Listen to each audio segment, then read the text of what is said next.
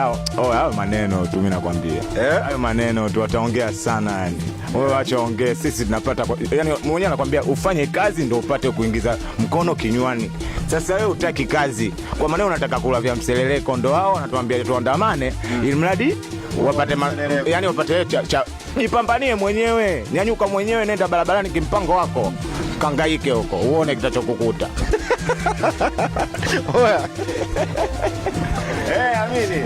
Uone kitachokukuta, afu ile ukishavunjika miguu, ukishaka chini, una familia na watoto 4 5, afu una ukoo na kutegemea, ndio utajua hapo unaishi nao vipi hiyo familia yako. Au sio?